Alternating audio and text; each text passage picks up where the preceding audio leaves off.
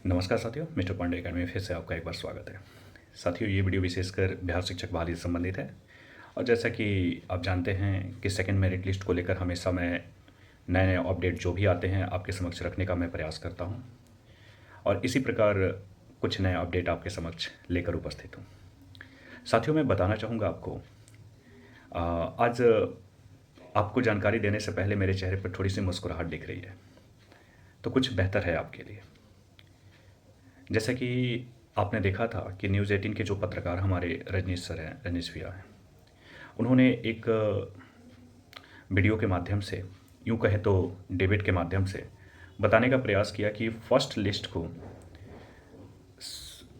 BPSC के पास भेज दिया गया है शिक्षा विभाग के द्वारा, जिसमें उन्होंने एक आंकड़ा दर्शाया 5,000 की, और ये फर्स्ट फेज़ में भेजा गया है। बीपीएससी के द्वारा कहा गया कि बाकी जो आंकड़ा है उसको भी भेजने का प्रयास किया जाए, ताकि मैं एक साथ रिजल्ट प्रकाशित करने में अपना कार्य को आगे बढ़ाऊं। देखिए, जो जानकारी स्पष्ट निकल के आ रही है, जो आपके समक्ष में आज देखने को मिल रहा है हर एक पेपर के माध्यम से, हर एक जानकारी के माध्यम से, कि 80,000 अभी तक टोटल अभ्यर्थियों ने अपना योगदान दिया है और विद्यालय में कार्यरत के रूप में कार्य कर रहे हैं।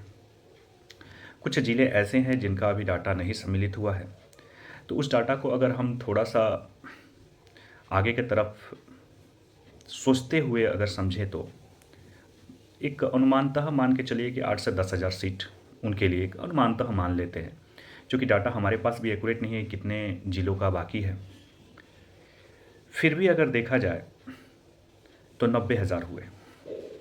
ध्यान दीजिएगा मेरे दोस्तों, 80,000 ज्वाइन किए हैं, 1,20,336 में से 40,000 सीटों की संख्या अभी दिख रही है। 10,000 और मान लेते हैं, कुछ जिले जो नहीं दिए हैं, 10,000 छोड़िए 15,000 मान लेते हैं, तो भी 95,000 अगर हो रहे हैं, तो 95,000 हो रहे हैं तो 25,000 सीटों की वैकेंसी हमें दिखने को मिल रहा है अकॉर्डिंग टू द पेपर। और बहुत सारे दावे अलग अलग यूट्यूब में किए जा रहे हैं, तरह तरह के देख रहे हैं कि गलत तरीके से बयानबाजी भी की जा रही है। तो मैं ये कहूँगा कि अभ्यर्थी के नाते आप इस समय सम्मिलित नहीं होइए, और मैं ये भी आपसे कहूँगा कि हमारा और आपका और हर एक जो यूट्यूब के माध्यम से आपके लिए सक्रिय रूप से कार्य करते हैं, उन सब का एक ही लक्ष्य होना चाहिए, बेरोज़गारी को दूर करना।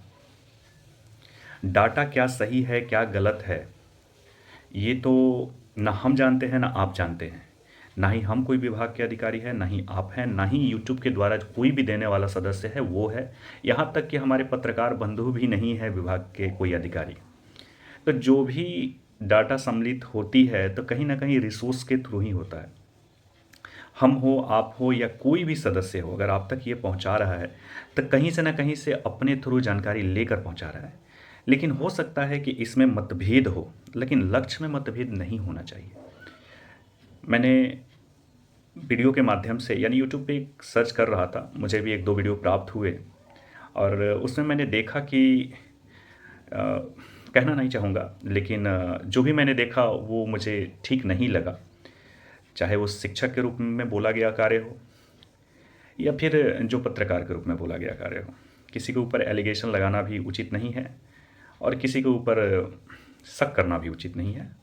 और हम अभ्यर्थियों को तो एक ही चीज़ से मतलब है, बेरोज़गारी को दूर करना, सेकंड मेरिट लिस्ट में अधिक से अधिक अभ्यर्थियों का सिलेक्शन होना।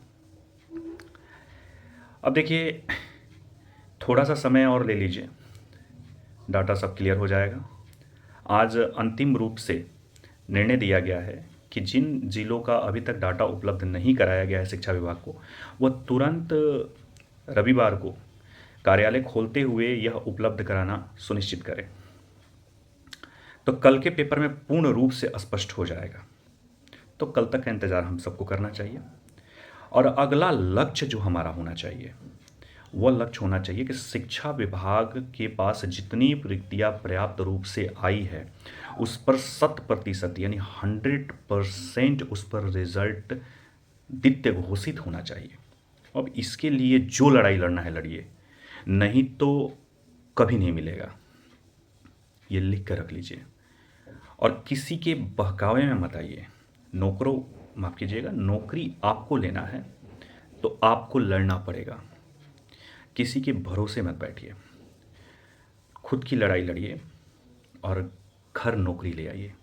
साथियों, सीटों की संख्या मैंने पहले से लेकर अब तक जितने भी समय इस विषय को लेकर मैं आपके समक्ष उपस्थित रहा, एक ही बिंदु पर मैंने जिक्र किया कि सीटों की संख्या 20,000 प्लस होगी होगी होगी, जो आज पेपर के माध्यम से भी यह पुष्टि की जा रही है।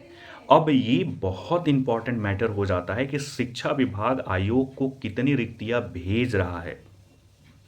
हमने जो कहा और जिसने भी यह आंकड़ा प्रदर्शित किया आपके समक्ष, वो सब सत्य था, कोई असत्य रूप से नहीं कहा।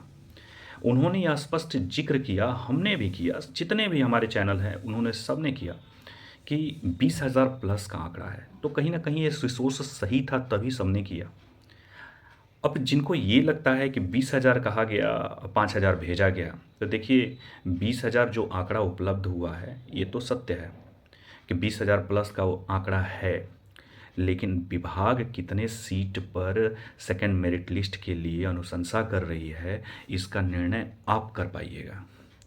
आपका ही कार्य रोजगार देगा। और मैं आपको स्पष्ट कर देना चाहता हूँ, जितनी सीटों की संख्या है ना गुरु, 3 से 4 नंबर कोई बाँव नहीं जाएगा।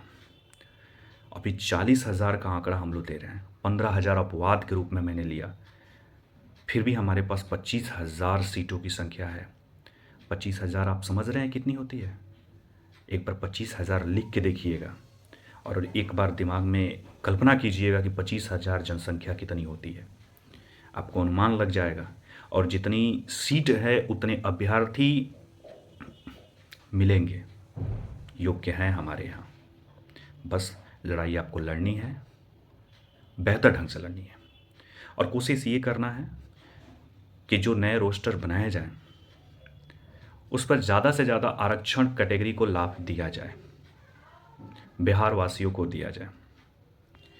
अन्य राज्य तो फिल्म फ्री में मलाई चूस रहे हैं, उनका क्या कहना।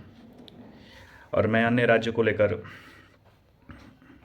सक्रिय इसलिए हूँ क्योंकि मैं जानता हूँ किसी के राज्य में कोई जाकर हकमारी करेगा तो बर्दाश्त नहीं होगा। जाइएगा आप बंगाल में नौकरी खोजने जाइएगा तो बंगाली जल्दी आपको देंगे नहीं। यूपी में जाइएगा, बिल्कुल नहीं देंगे। अगर यूपी में यही घटना 40% की हुई होती तो अभी तक महा आंदोलन हो गया होता, व्यापक आंदोलन हो गया होता। ये तो हमारे बिहारवासी अभ्यर्थियों की, कहा जाए, उदारता है कि अपने घर में बैठकर आंदोलन कर रहे हैं। बहुत बड़ी उदारता है। सरकार के ऊपर एक विश्वास बनाए हैं कि मेरे साथ अन्याय नहीं होगा, भले गला कट जाए। तो ये भी एक बहुत बड़ी विडंबना है। इसको लेकर ज़्यादा कुछ मैं नहीं कहूँगा, बस मैं यही याद दिलाना चाहूँगा कि रेलवे में वाकई गलत तरीके से प्रदर्शन हुआ, लेकिन उसका परिणाम सफल रहा। और कुछ नहीं कहूँगा। हम कभी नहीं कहते हैं कि आप उग्र रूप से आंदोलन कीजिए, हम यही कहते हैं कि आप गांधीवादी तरीके से अपनी बातों को रखिए, लेकिन रखिए। अगर आप नहीं रखिएगा तो आप खुद के पैर के ऊपर कुल्हाड़ी मारिएगा। और घर में बैठने से सेकंड मेरिट लिस्ट नहीं आएगा। और निश्चित रखिए, एकदम निश्चिंत रहिए इस मैटर को लेकर कि अगर आपकी बहाली सारी वैकेंट सीट पर हो जाती है ना, तो आपको कोई नहीं रोक सकता है विद्यालय में जाने से। बाकी आगे आपकी मर्जी। घर में सरकार तो जो चाह रही थी वो कर ही दी कि घर में आप बैठे रहिए, तैयारी करते रहिए। ज़िंदगी भर सरकार तैयारी कराएगी, ज़िंदगी भर, इस बात का ध्यान रखिएगा। बस इतना ही कुछ कहेंगे। लेकिन खुशखबरी है, ये खुशखबरी में 4 चांद तभी लग पाएगा जब आप सक्रिय हो जाइएगा, आप उठ जाइएगा, आप जागरूक हो जाइएगा। मैं बार बार कहता हूं कि सचिवालय जाइए, 10 से 20 रोज़ एप्लीकेशन डालिए कि पूर्ण सीट पर सेकंड मेरिट लिस्ट निकाला जाए। प्रयास कीजिए के पाठक जी से मिलने का, प्रयास कीजिए। अरे प्रयास से ही ना होता है, क्या होगा? दो चार गालियाँ सुनेंगे, दो चार लाठियाँ खाएंगे, कोई आपत्ति नहीं है। जब लड़ना है तो फिर डरना किस बात की। आप चाहिए, उनसे आग्रह कीजिए, निवेदन कीजिए, निश्चित ही अच्छे और बहुत ही बेहतर अपर मुख्य सचिव हैं और जिस रूप से कार्य कर रहे हैं निश्चित ही आपको भी सफलता मिलेगी। लेकिन आपको जाना पड़ेगा। उनके डांटों से डरना नहीं है, उनके डांटों से आग्रह के रूप में अपनी बात को स्वीकार करवाना, ये बहुत बड़ी बात है। तो इसके लिए आपको खुद उठना पड़ेगा। मुझे उम्मीद है कि नौकरी चाहिए तो आप उठेंगे ज़रूर, और नहीं चाहिए तो आराम से घर पर बैठे रहिए, एंजॉय कीजिए और वीडियो को वॉच करते रहिए। मिलते हैं फिर। जय हिंद।